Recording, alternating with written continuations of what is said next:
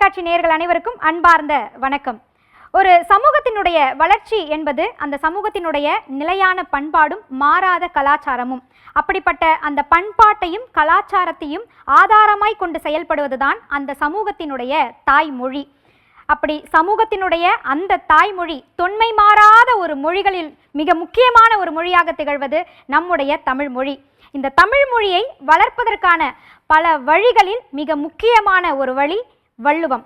வள்ளுவத்தை தமிழ் மொழியின் வாயிலாக மாணவர்களிடையே கொண்டு சேர்க்கக்கூடிய மிகச் சிறப்பான பணியை செய்து கொண்டிருப்பது நம்மளுடைய ஸ்ரீராம் இலக்கிய கழகம். அனைவருக்கும் அன்பார்ந்த வணக்கம். இது ஸ்ரீராம் இலக்கிய கழகம் வழங்கும் குறளுக்கும் அமுதென்று பெயர். வள்ளுவரே சொல்லியிருக்காரு, குறள் இனிது யாழ் இனிது என்பர் தம் மக்கள் மழலை சொல் கேளாதர் என்று.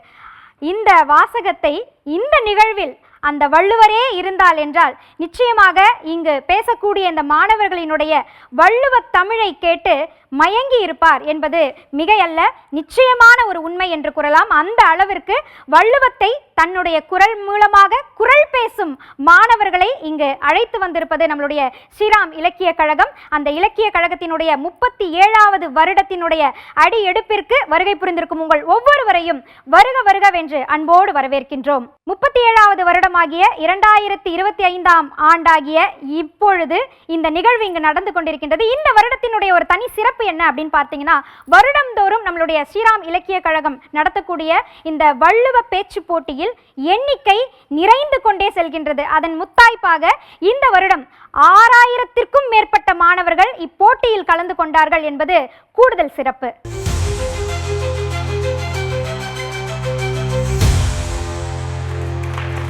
ஸ்ரீராம் குழுமம் வழங்கும் குறளுக்கும் அமுதென்று பெயர். மிக சிறப்பாக நம்மளுடைய போட்டியாளர்கள் இங்கே தயாராக இருக்காங்க. இப்போ போட்டியாளர்களுக்கு மிக அழகா தமிழை பற்றியும் நீங்கள் பேசக்கூடிய அந்த பேச்சில் இருக்கக்கூடிய சிறப்புகளை பற்றியும் எடுத்து கூறுவதற்காக இங்கே அற்புதமான 3 நடுநிலை தவறாத நடுவர்கள் வந்திருக்காங்க. அவங்களை இப்போ நம்ம வரவேற்க போகிறோம். ஸோ அவர்களில் முதலாவதாக நம்ம பார்க்கக்கூடிய நபர், இங்கே நம்ம நிகழ்ச்சியினுடைய பெயருக்கும் அவருடைய பெயருக்கும் ஒரு நல்ல தொடர்பு இருக்குது அப்படின்னு நம்ம சொல்லலாம். அது மட்டும் இல்லாமல் நம்ம ஸ்ரீராம் குழுமத்தினுடைய இந்த சிறப்பான நிகழ்வுக்கு தொடர்ந்து அவருடைய ஆதரவை கொடுத்துட்டு வந்துட்டு இருக்கக்கூடிய மரியாதைக்குரிய எழுத்தாளர், இதழாளர், சமூக ஆர்வலர் திரு தமிழ்மகன் அவர்களை இந்த நிகழ்ச்சிக்கு வரவேற்பதில் பெருமகிழ்ச்சி அடைகிறோம்.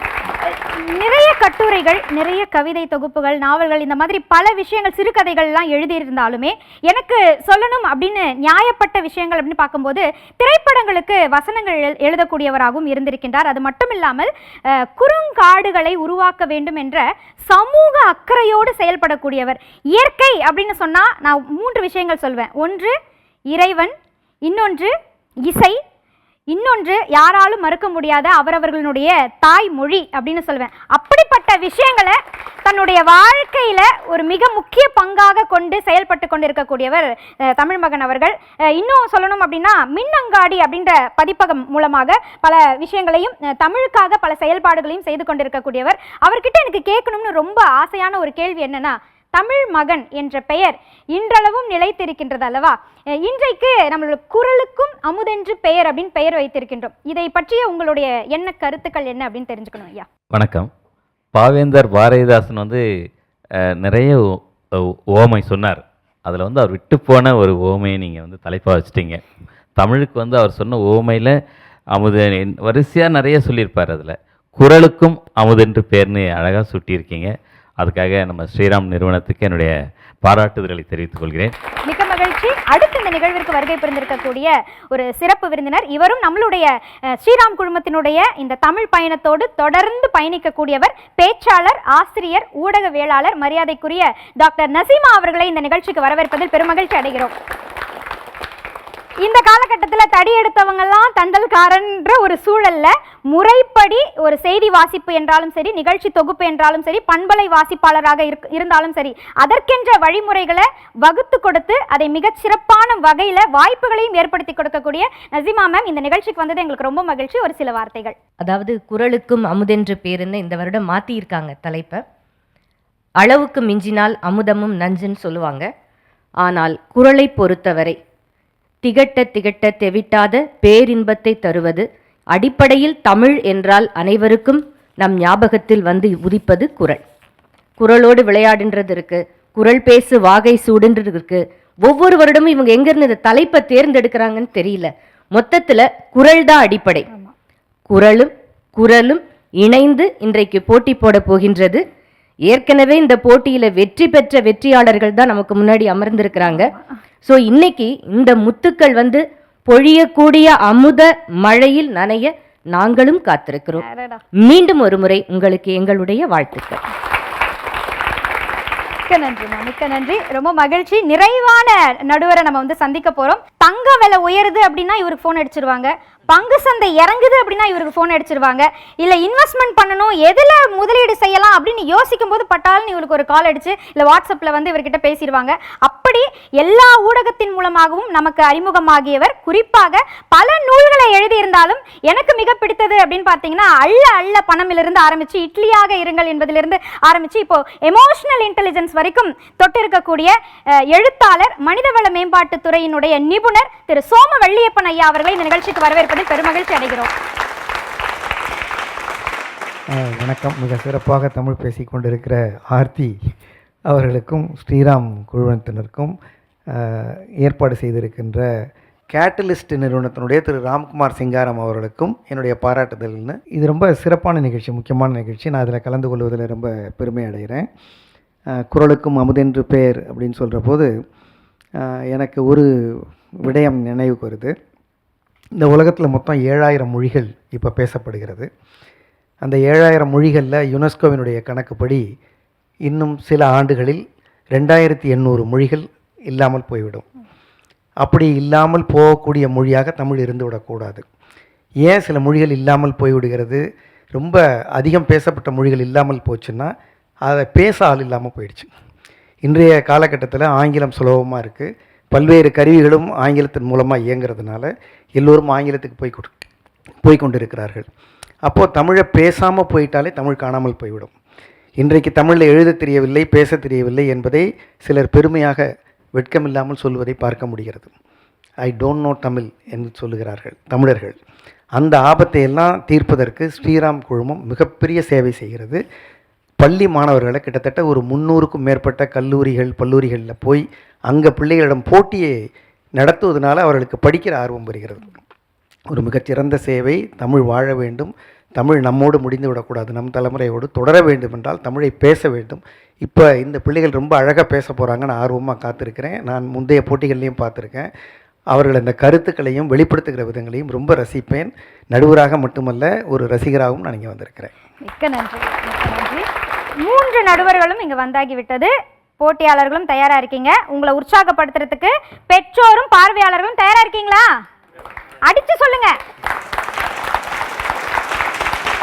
இப்போ நம்ம போட்டிக்கு சென்று விடலாம். போட்டிக்கு செல்வதற்கு முன்பாக போட்டியினுடைய விதிமுறைகள் என்ன அப்படின்றத ஒரு நடுவர் நமக்காக இப்போ எடுத்து சொல்லிடுவாங்க. அதை கேட்டுக்கொள்ளுங்க. அதன் பிறகு நம்ம எப்பொழுதும் வருடந்தோறும் குடவோலை முறைப்படி தயார் செய்வோம். இங்கே ஆளாளுக்கு ஒவ்வொரு எண் கொடுக்கப்பட்டிருக்கு இல்லையா? அந்த எண் அங்கே சீட்டில் போட்டு குலுக்கி வச்சுருக்கோம். அதிலிருந்து ஒரு சீட்டு எடுப்போம். எடுத்து எந்த எண் வருகிறதோ அந்த எண்ணுக்குரியவர் இங்கே வருவீங்க. அவங்க யார் அப்படின்ற அந்த அறிமுகத்தையும் நம்மளுடைய நடுவர் அவர்களே செய்து வைப்பார். சரிங்களா? தயாராக இருக்கீங்களா? ஏன்னா 1, 2 வரிசையாக போகாமல் குலுக்கி அதிலிருந்து வரக்கூடிய அப்படி போயிட்டோம்னா நமக்கு மிக சிறப்பாக இருக்கும், நடுநிலையாக இருக்கும் என்பதுதான். இப்போது விதிமுறைகள் அப்படின்னு ஏதேனும் இருந்ததுன்னா கண்டிப்பாக சொல்லிடுங்க. மாணவர்களே, இந்த போட்டியில் பங்கு பெறுகிறவர்களுக்கு சில விதிமுறைகள் இருக்குது.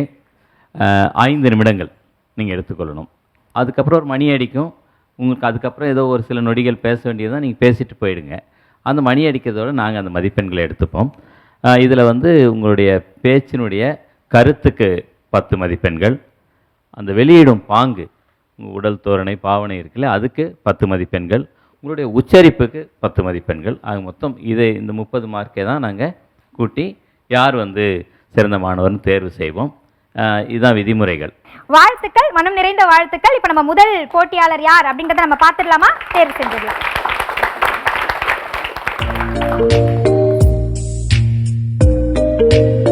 ராகமித்ரா. ராகமித்ரா அழகா இப்ப பாருங்க இசை போல ஒரு சீட் எடுத்து கொடுக்க போறாங்க. இதுதானா? உறுதியா? நிச்சயமா? மாற்று கருத்து இல்லையே? அங்க போய் உட்காந்துட்டு வேற எடுக்கணும்லாம் சொல்ல மாட்டீங்கல்ல? நன்றி. நீங்க போய் அமருங்க. ராகமித்ராக்கு ஒரு கைத்தட்டல் கொடுங்க. 2 ஒரே எண்ணா எடுத்து கொடுத்துட்டீங்களே. 11 யார் என்று நம்ம நடுவரிடம் கேட்போம். 11 இந்த எண்ணிற்குரியவர். எண் 11க்கான மாணவர் பி ஸ்ரீதேவ், ஊராட்சி ஒன்றிய நடுநிலைப்பள்ளி, மூலத்துறை, கோயம்புத்தூர். அவருக்கான தலைப்பு உடம்பொடு உயிரிடை நட்பு. ஸ்ரீதேவ், முதலாவதாக இங்கே வந்திருக்கீங்க. இடைநிலை பிரிவினுடைய முதல் போட்டியாளராக வந்திருக்காரு. அவருக்கு ஒரு நல்ல கைத்தட்டல் கொடுக்கலாம். ஏன் தெரியுமா, நிகழ்ச்சியில் முதல்ல பேசுறது எவ்வளோ கஷ்டம்னு எனக்கு மட்டும்தான் தெரியும். அதனால சொன்னேன், 11வது எண்ணாக இருந்தாலுமே நம்ம முதல் இடத்துக்கு வரதுக்கான வாய்ப்பும் இருக்கு. இது உங்களுடைய முதல் இடம் அப்படின்னு நினைச்சுக்கோங்க, சரிங்களா? உங்களுக்கான தலைப்பு நம்மளுடைய நடுவர் அவர்கள் சொல்லியிருக்காங்க. அதற்கு நீங்க தயாரா இருக்கீங்களா? வலிமை சேர்த்திட முடியுமா? உண்மையிலே மனம் நிறைந்த வாழ்த்துக்களை தெரிவிக்கிறேன். முதல் போட்டியாளர் தயாராகிவிட்டார். நீங்க எல்லோருமே அவரை உற்சாகப்படுத்தும் விதமாக மீண்டும் ஒரு முறை ஒரு அரங்கம் நிறைந்த கைத்தட்டல்.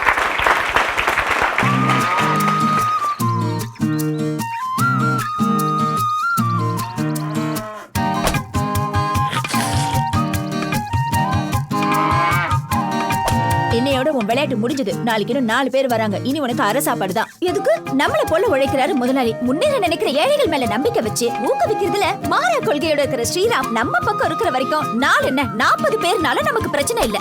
என்றும் மாறா கொள்கையுடன் ஸ்ரீராம். உடம்பை தனி தொழிய புல் பரந்தற்றே உடம்போடு உயிரிடை நட்பு என்ற குரட்பாவின் ஈற்றிடியே எனது தலைப்பாகும். உடம்புக்கும் உயிருக்கும் உள்ள உறவானது தான் வாழ்ந்த கூட்டை தனியாக விட்டு வேறிடத்திற்கு பறவை பறந்து போவது போன்றது என்பதை இக்குரட்பா எடுத்து எம்பும் எளிமையான கருத்தாகும். அறத்துப்பாலில் துறவரவியலில் நிலையாமை என்ற அதிகாரத்தில் இடம்பெற்றுள்ள இக்குரட்பாவின் நோக்கம் நமது வாழ்வில் உடலும் உயிரும் நிலையற்றவை என உணர வைப்பதே ஆகும்.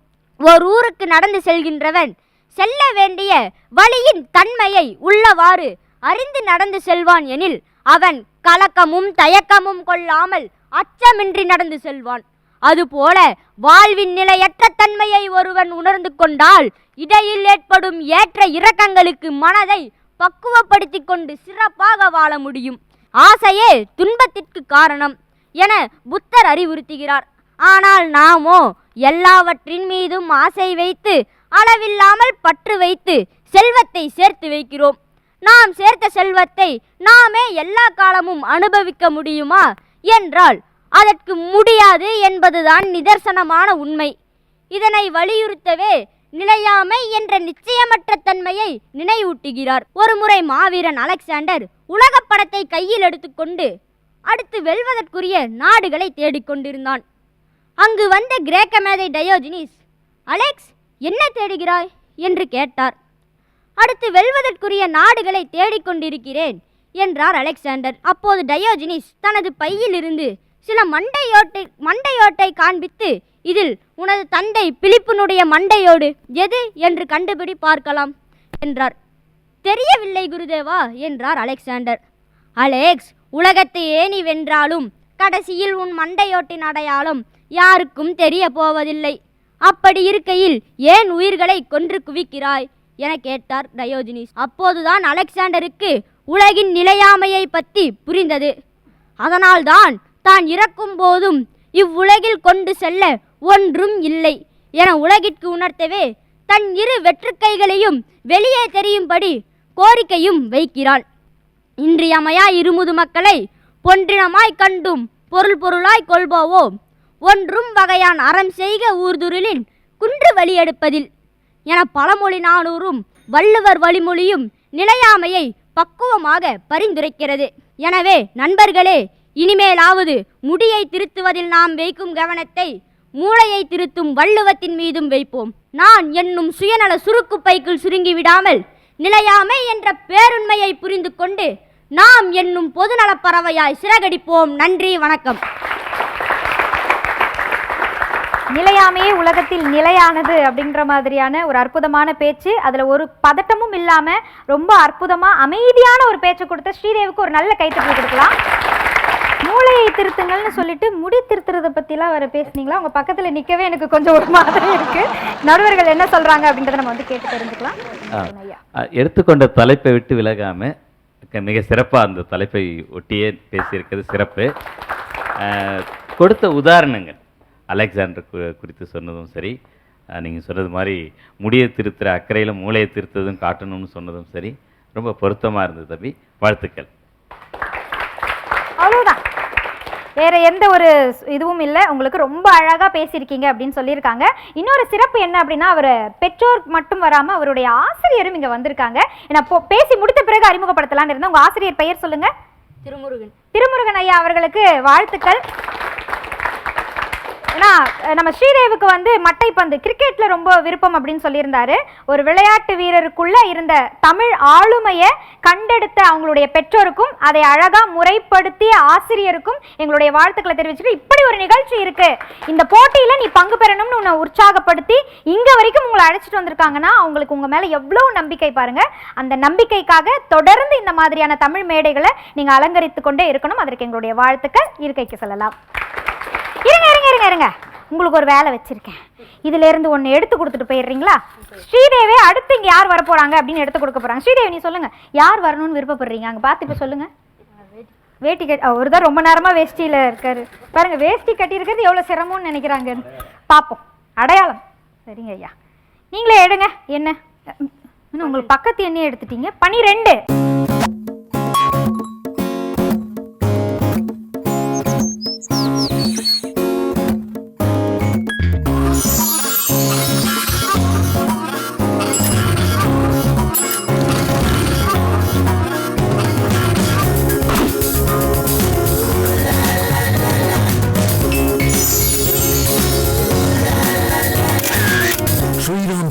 தொடரும் உறவுகள் நமக்கு எடுத்து கொடுத்திருக்கிற எண் 12. 12க்குரியவர் 12க்குரிய நபர் கா யாழினி, நகராட்சி நடுநிலைப்பள்ளி, மேற்கு காலனி, குமாரபாளையம், நாமக்கல். வாங்க யாழினி.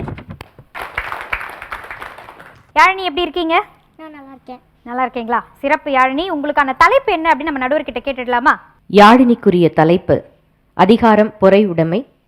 திறன் அல்ல தன் பிறர் செய்யினும் நோனொந்து அறநல்ல செய்யாமை நன்று.